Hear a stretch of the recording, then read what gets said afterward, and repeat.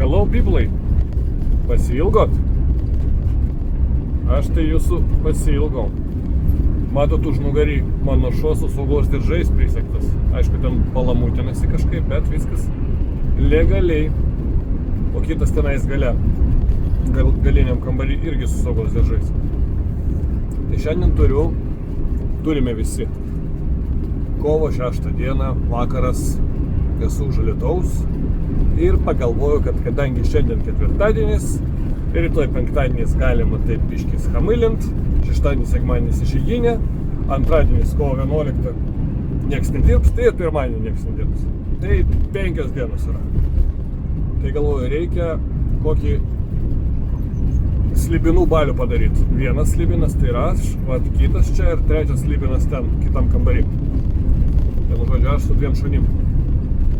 Tikslas šaut, jeigu pavyks viskas, turiu biškį reikalų dar Lenkijai, bet noriu palei Baltijos jūros pakrantę dašaut iki Vokietijos. Jau daugmaž kaip ir suplanavau savo kelionę.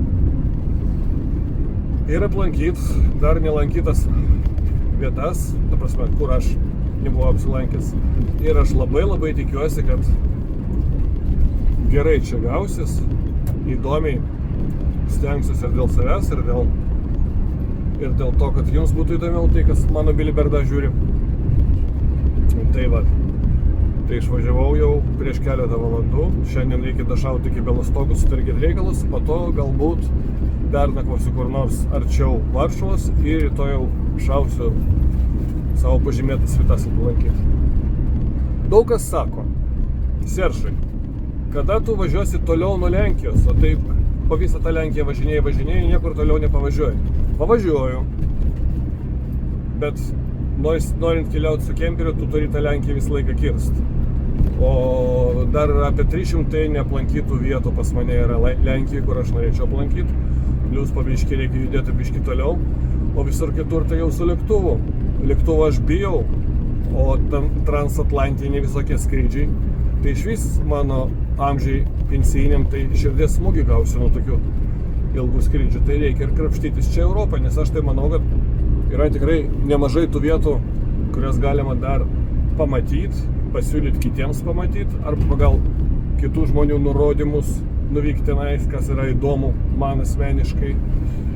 Ir šiaip tiesiog mano galbūt pagrindinis tikslas yra atsakymas į tą klausimą, kodėl ne toliau. Dėl to, kad aš manau, kad yra galimybės keliauti pigiai ir gauti tų pačių įspūdžių, kur tu gali keliauti už brangiai toliau. Nes, pavyzdžiui, paimkim Egiptą, Turkiją, imi ultra all inclusive, važiuoji geri, po savaitės grįžti, praguli prie baseino, prie jūros, ir ką, ar čia tai pamatai kažką? Kažkam galbūt to reikia, bet, ne man. Man norisi lakstyti. Aišku, grįžti į tas pačias vietas, kur jau esi buvęs. Noro didelio nėra, bet kartais tiesiog kitaip neišeina. Tai reikia pravažiuoti tos miestelius arba miestus, ką šiandien ir padarysiu su Varšuva, o toliau jau judėsiu, pamatysit, jeigu žiūrėsit filmukas, pasistengsiu trumpais epizodais daryti, bet per kelis epizodus. Tai va. Tai labai tikiuosi, kad parodysiu jums tokias vietas eilinį kartą, kur jūs norėsite irgi iš paskos man atvažiuoti. Nebūtinai turite kemperį. Galima puikiai gyventi automobilyje. Šią vasarą, aną vasarą tą išbandžiau, keliaudamas po Europą.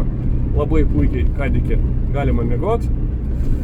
Kemperė, aišku, komfortas patogu, bet mano tikslas keliauti ne už brangiai, o geriau tos pinigus, kurios nemoku už viešbutį, aš sumokėsiu užėjęs į vieną kitą fainą restoranėlį, kuris man sukelia tam tikrą žavesį. Aš turiu irgi, sakykim, numatęs tam tikrų vietų, kur norėčiau aplankyti.